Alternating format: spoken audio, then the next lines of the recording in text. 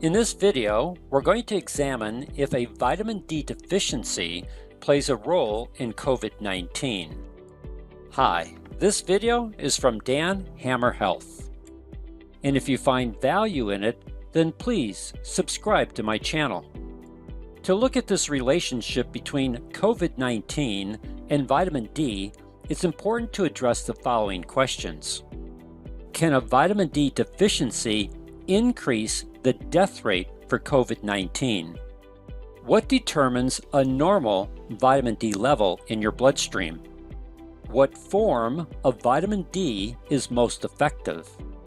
How does your body convert vitamin D into an active form? Are there vitamin D deficiencies in ethnic groups? Are there other diseases associated with low levels of vitamin D? How much vitamin D should you consume on a daily basis? And are supplements a viable way to get your vitamin D? As you can see, we have a lot of valuable material to cover, so let's get started. We're going to focus on vitamin D deficiency and how it impacts your health, especially your immune system. At the time of this video, our world is in a COVID-19 pandemic. There is emerging data that shows how vitamin D deficiency can play a major role in symptom severity and mortality rates. The most recent study to emerge regarding COVID-19 and vitamin D deficiency comes from Indonesia. The title of the study is Patterns of COVID-19 Mortality and Vitamin D, an Indonesian study. In this observational study, they examined 780 cases and found that higher levels of vitamin D in the bloodstream were associated with decreased symptoms and mortality. In fact, when you look at the death rate, this association becomes startling. The following chart helps you see this. 50% of the cases had normal vitamin D levels. We'll talk about what is considered normal in just a moment. The remaining 50% of these cases were either insufficient or deficient in their vitamin D levels. For those with normal vitamin D levels, the death rate was 4%, meaning 4 people out of 100 would die from COVID-19. For those who had insufficient levels of vitamin D in the bloodstream, the death rate was 88%. 88 people out of 100 died. And for those who had deficient vitamin D levels, the death rate was 99%. 99 people out of 100 died from the COVID-19 virus. This death rate, or percent mortality rate, is like night and day. Which brings us to the question, what determines a normal vitamin D level in your bloodstream? To answer that, we need some background on vitamin D. In nature, there are 2 forms of vitamin D. One form is vitamin D2. This form is found in plants and is called ergocalciferol. Unfortunately, this form is hard for the human body to convert into an active compound. Because of this, vitamin D3 is the better source. Vitamin D3 is found in animals and is called cholecalciferol.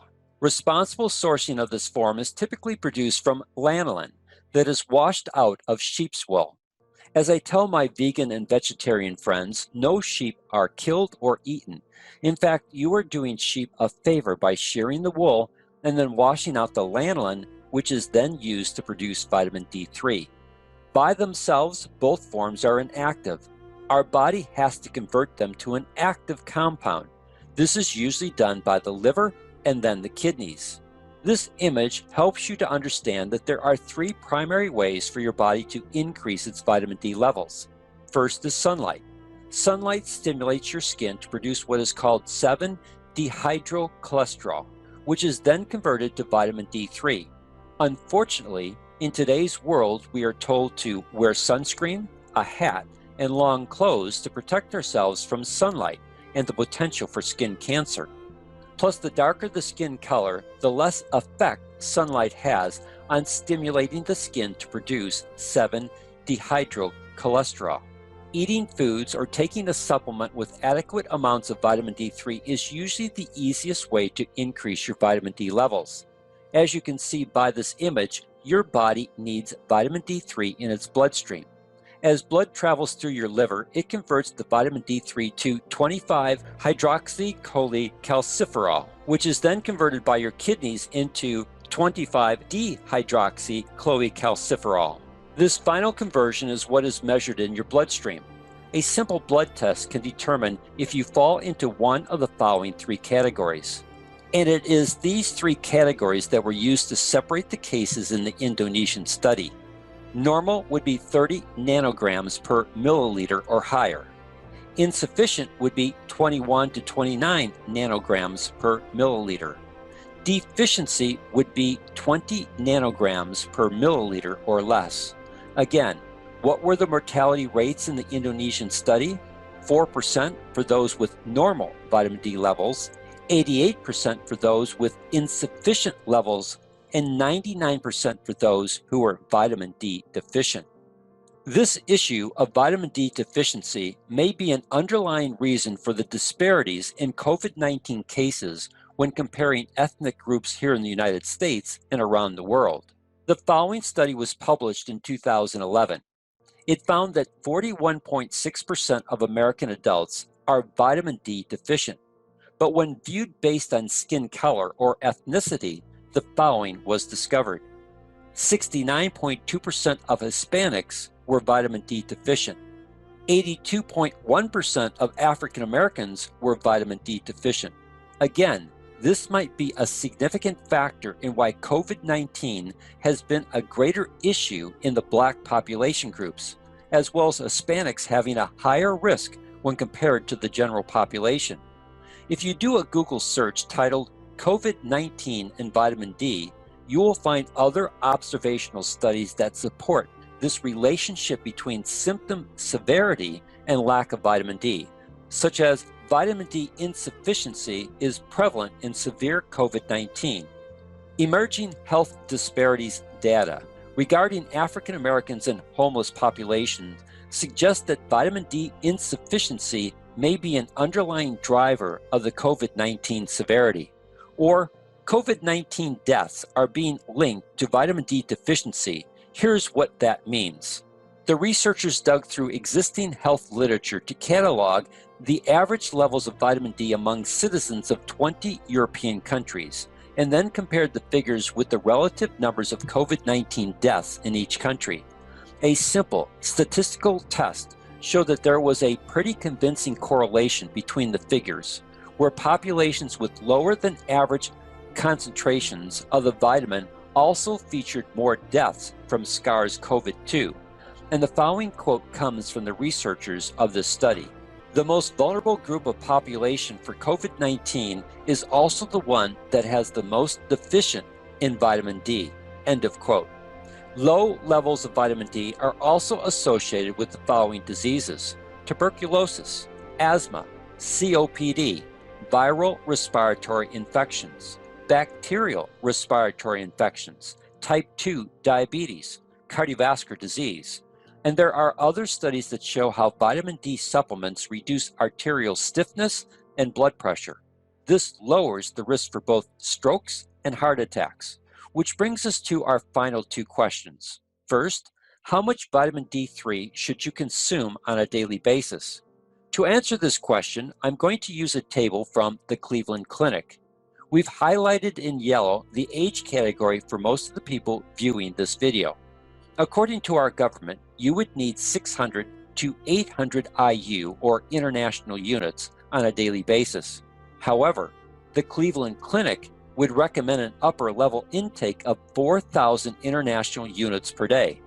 The RDA is the minimal amount to provide some benefit. The upper level intake from the Cleveland Clinic would be for optimizing your intake of vitamin D3 to help maximize your potential benefits. The average of these two recommendations is 2,300 international units per day. So taking at least 2,000 international units per day would be a level that would benefit most people. Finally, our last question in this video. Is there a recommended supplement for getting the needed level of vitamin D3 per day? Before I answer that question, let me show you the following foods that most people would choose to increase their vitamin D intake. Salmon, if it's fresh and wild, you can see that 3.5 ounces would give you a range between 400 to 1,000 international units. But if that salmon was farmed, then the same amount, 3.5 ounces, would only give you 100 to 250 international units. And if you're trying to get your vitamin D3 through fortified milk, you can see that 8 ounces only gives you 100 international units. As you can see, you would need to eat a lot of this food each day to get the needed intake of vitamin D3. Supplements would be a much more cost-effective way. Most good vitamin D supplements will provide you with 1,000 international units or more per serving. Because of this, a good vitamin D supplement makes sense. I'll give you my recommendation for a good vitamin D supplement in another video that I'll post later this week. In the description below, I have additional links to articles that will help you better understand this relationship between vitamin D and COVID-19. If you would like to get more videos on how to improve your health, then please subscribe to my channel. If you have questions or need to contact me, then here is my contact information. Thanks for watching, and please share this video with others. Together, we can make a major difference in the health of our family and friends.